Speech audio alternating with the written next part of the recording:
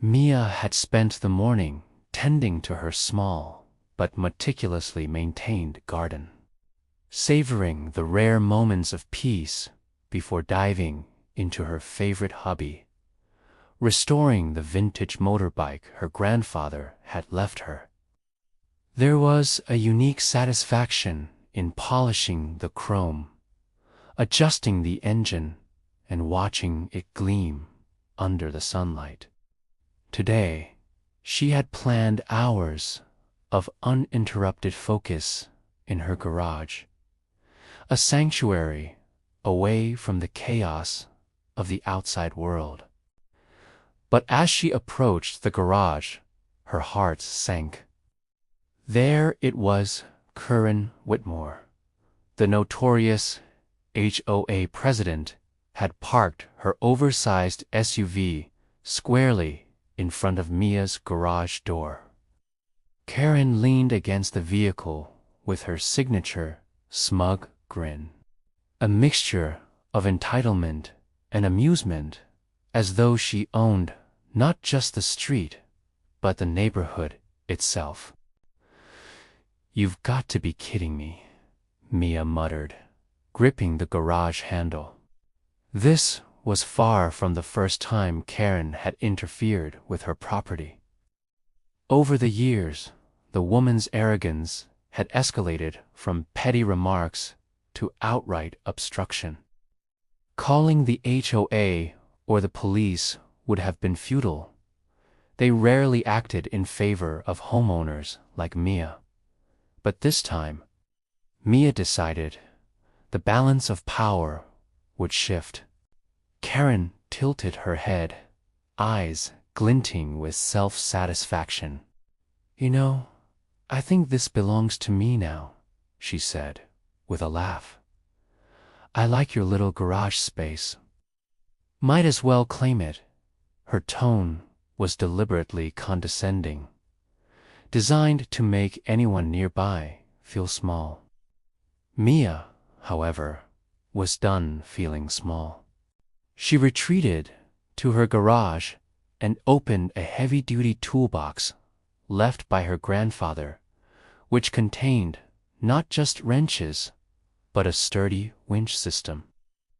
As she ran her hands over the equipment, an audacious idea began to form.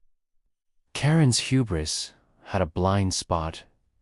She didn't realize Mia could match creativity with precision. With methodical determination, Mia attached the cables and secured them to the winch.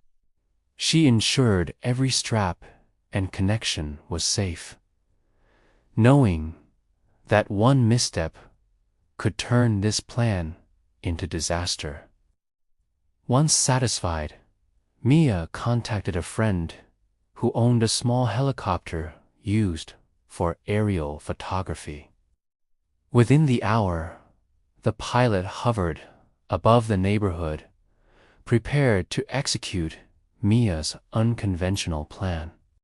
Karen, oblivious to the preparations, sipped her iced tea and scrolled on her phone. Still smugly leaning against her SUV. The faint worry above initially went unnoticed, but Mia gave a subtle signal to the pilot. The winch engaged, cables tautening as the SUV began to lift from the ground. Karen's eyes widened in horror. What is happening?" she screamed, trying to cling to anything stable. The neighbors started emerging from their homes, phones out, capturing the unbelievable scene. Slowly, with precision, the SUV was carried toward the mayor's mansion atop a modest hill. Karen's protests reached a crescendo as the vehicle descended gracefully onto the manicured front lawn. The neighborhood erupted in laughter, cheers, and disbelief. Karen scrambled out of the SUV, papers flying, face red with indignation. Meanwhile, Mia stood in her garage, heart pounding, but with a quiet sense of triumph. She had just executed a spectacle of justice, one that would be remembered for years. Social media erupted almost immediately. Videos of Karen's airborne SUV went viral, generating thousands of shares. Comments ranged from awe at Mia's ingenuity to laughter at Karen's expressions of outrage. Karen contacted the mayor, demanding intervention. But Mayor Hensley, ever measured, documented the incident and reminded his staff that no actual property damage had occurred beyond Karen's ego. While Karen obsessed over revenge, Mia fortified her position. Security cameras, motion sensors, and subtle warnings ensured she was always a step ahead. Karen escalated by sending a rental truck to block the driveway, but Mia's prearranged aerial plan moved it safely to a nearby empty lot. Each escalation by Karen backfired spectacularly, cementing Mia's reputation as a mastermind of strategic, creative justice. The turning point came during the neighborhood association meeting. Karen, expecting to dominate the discussion, was met with a chorus of testimonies from neighbors recounting her long history of petty tyranny. Blocking driveways, absurd fines, and manipulative enforcement all were laid bare. Mia, calm and articulate, presented a timeline of harassment backed by videos and witness statements. The HOA had no choice but to acknowledge the violations. Karen received a formal reprimand, and stricter guidelines were imposed on her authority. Her arrogance, once unchecked, had crumbled under the weight of transparency and community solidarity. Mia, maintaining her poise, demonstrated that measured, evidence-backed action could defeat entitlement without chaos. Over the following weeks, Mia's story expanded beyond the neighborhood. Local news outlets covered her ingenuity and courage, portraying her as a symbol of resistance against petty oppression.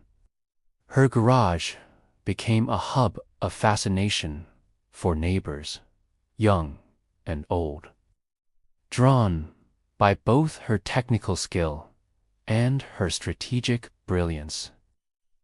Even the mayor commended her, citing her actions as an inspiration for improved HOA governance citywide. Karen, predictably, refused to accept her defeat gracefully.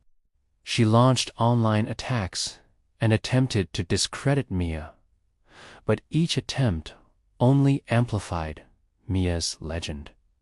The contrast between Karen's desperation and Mia's calm intelligence became increasingly clear, reinforcing public sentiment that Mia had not just won, but done so with creativity and grace. With Karen marginalized and the HOA policies reformed, the neighborhood thrived. Residents were more engaged, collaborative, and confident in asserting their rights. Mia's daring actions had sparked a cultural shift. Standing up to unreasonable authority became celebrated, and petty intimidation lost its power. The saga culminated in state-level attention. Mia was invited to share her story on a talk show, emphasizing preparation, strategy, and creative problem-solving as tools against harassment. Her story resonated widely, inspiring other communities to question oppressive authority figures and empowering homeowners everywhere. Meanwhile, Mia's personal life flourished. Friends and neighbors celebrated her ingenuity, hosting gatherings in her garden and driveway. The helicopter stunt, once a secretive plan, became a legendary tale of poetic justice. Her garage, where it had all begun, was now a symbol of autonomy, creativity, and courage. Karen, defeated and isolated, eventually left the neighborhood under social pressure. Her authority dismantled, her reputation in tatters. She became a cautionary example of the perils of arrogance and entitlement. Mia, meanwhile, continued to work on her motorbike and garage projects, but with renewed purpose and respect.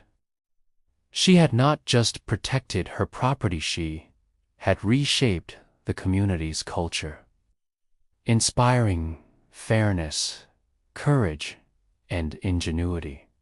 As night fell over the neighborhood, Mia stood in her garage, wiping her hands on a rag. The motorbike gleamed under the soft lights, a testament to patience, skill, and determination. The faint hum of helicopter rotors reminded her of the extraordinary day her quiet stand had transformed into a legendary spectacle. Mia smiled, not out of pride, but from satisfaction. Justice had been served, not through anger or recklessness, but through intelligence, planning, and audacity. The streets were peaceful, her rights were secure, and the community had reclaimed its voice.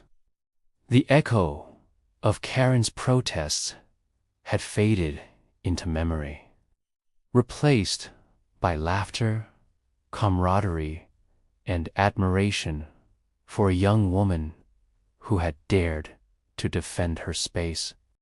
The battle had been more than a personal victory.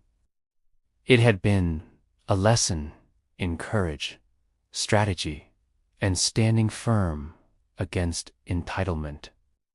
Mia returned to her motorbike, wrench in hand, heart light, and mind at ease.